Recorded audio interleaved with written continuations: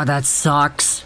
That really, really sucks. And I know for the Wings fans, y'all may skip over this video. Y'all may watch this one with heated eyes and heated emotions because the Red Wings just dropped their first game in 5.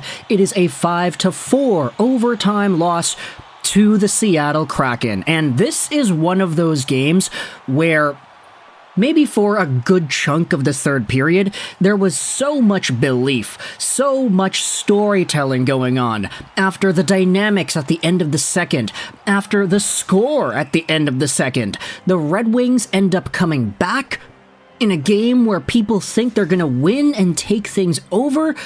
Jack Hughes, who cares about that guy? He's now second in the NHL in points because Dylan Larkin takes over. But the Wings ultimately lose. And you could debate that part of the reason they lost was because of Dylan Larkin. Or you could say it's the refs. You could say whatever you want. Let's go over the tail of the tape here. The Red Wings and the Kraken on tonight's NHL action. 1 game out of 16, of course, as we had talked about the entire time. Imagine that, 16 games in the NHL. But immediate start in this game here, it's Dylan Larkin who gets a breakaway on Seattle Kraken's Joey Daccord, who had a pretty all-right night, all things considered. He made some really just remarkable saves, like that breakaway on Larkin in the first. But honestly, this first period was just kind of meh. Okay chances either way. Larkin looked good. I had that in my notes written out. Again, I talked about this in the previous video, but I was cycling between Montreal, New Jersey, Seattle, Detroit, and Vancouver, Nashville. The third period just started up here on my TV screen. I was watching all 3 of these games at the same time. But the second period here between Seattle and Detroit gets off to a very hot start as Joe Veleno ends up getting himself the tip in front, making it 1-0. It's only out the shot, and Veleno, with his 4th on the season, ends up getting it in the back of the net. All it takes is 1 minute, and the Wings are on the board. I've been very impressed with Veleno throughout the start of this young NHL season, and I'm pretty sure most of y'all have been too. 4 goals in however many games is great, and of course seeing Sprong and Mata getting in on the action offensively is good to see as well. But this is where things take a turn for the Seattle Kraken as Jaden Schwartz ends up getting 2 straight, 1 in the power play, 1 at even strength. It's 2 goals in the span of about 12 minutes here. And these are some pretty tight goals that the Kraken just kind of force. The first goal, it's right off the draw in the power play. The puck bounces off the boards in front and Schwartz buries it on the backhand. The second goal, about 12 minutes later, it's a bomb of a slap shot on the fast break, capitalizing on the break and play from Detroit and coming back the other way with just ample time and space. This is a beautiful goal, honestly. The second Schwartz goal, just pure bliss of a slap shot there to make it 2-1. And then Tye Kartye at the end of the second makes it 3-1. This was a really bad play too, and a lot of Red Wings fans were super pissed off at this Kartye goal because just a few seconds beforehand, the Red Wings had pressure and they had a really great scoring opportunity themselves that was broken up by that same Jaden Schwartz throwing his stick to block the scoring chance in front. That should be an illegal play. I don't know what kind of rules are there, but it just doesn't really feel something that's correct in the spirit of the game, but Jaden Schwartz was able to get his stick thrown out onto the puck to defuse a Red Wings chance, and then the Kraken come back the opposite side and score. Tye Kartye, great rookie for the Seattle Kraken, bringing the Kraken's lead up to 2 with less than a minute to go in the third period. But in this third period, in the second period, my goodness, yeah, this is what happens when you're watching too many hockey games at once. You get the periods all confused. But in the third period of this actual game, this is where Detroit started to come alive. Because the Wings got themselves a power play, and right away it's Shayne Gostisbehere. Larkin to Seider, bomb of a one-timer by Gostisbehere to put it in the back of the net. He just gets such good flex on that twig, and the puck goes flying into the net. That's it. 3-2. Give it a few more minutes and the Wings get another power play. This is Fisher who gets high-sticked, So the Kraken go to the box once more. It's a double minor, and Dylan Larkin, all it takes is 22 seconds for him to get the perfect snapshot up high in the corner and tie the game up at 3 apiece.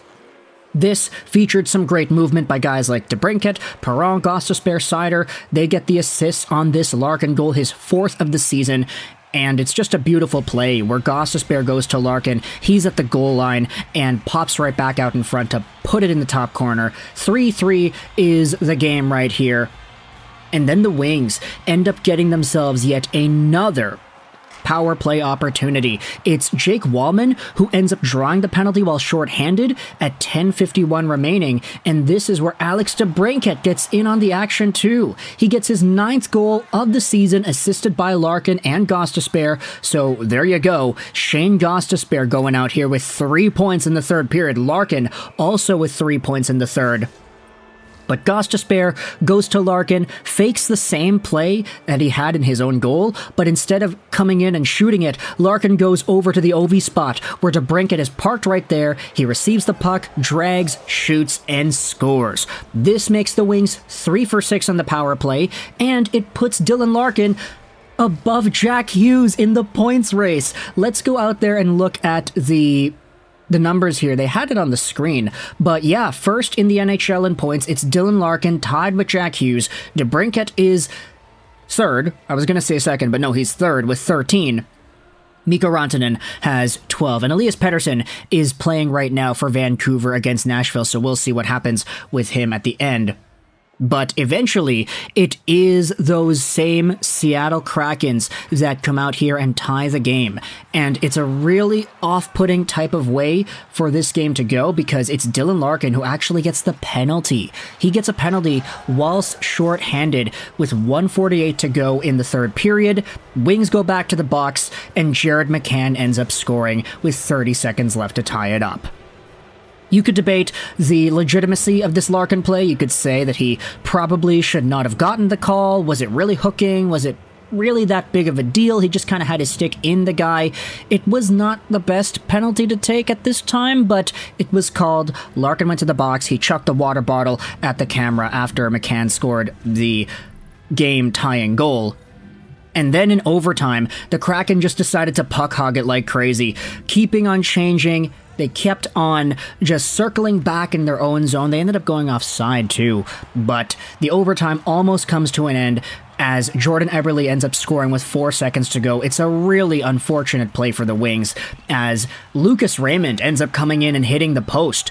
But as the back check comes the opposite way, the Kraken gets set up. They have a few chances. There's a big scramble. There are multiple players behind the goal line in this one. And eventually, it becomes McCann, who has an open lane right to the front of the net. He finds Eberle on the back door, who snipes it. First goal of the season for Jordan Eberle, and McCann ends up getting the assist. So there you go. Jared McCann, man, this is a guy that I actually dropped in fantasy like 2 days ago because he hasn't been producing all too much. And instead, I picked up Eeli Tolvanen because he gets more blocks and hits. But yeah, ultimately, the Red Wings end up losing here in a game that they had in the bag, to be honest. Like, all they needed was 1 or 2 more minutes of just no penalty play, and they don't get it here. Unfortunately, you could say the Kraken should not have had as many opportunities as they had in the second. That Kartye goal, if you actually count or you actually call the Jaden Schwartz chucking of the stick, then the Kartye goal doesn't happen. There were so many things that went wrong in this game for Detroit from the refereeing point of view. But at the end of the day, the Wings walk away with a point. Dylan Larkin gets 3 points, so he is up there at the top of the NHL in points with Jack Hughes. DeBrincat is right underneath with 13, and the Kraken get their 2 points as well. So let me know your thoughts in the comment section below. How do you feel about the Red Wings dropping this 16-game night, performance 5-4 against the Seattle Kraken in overtime? I hope you enjoyed this video. And bye.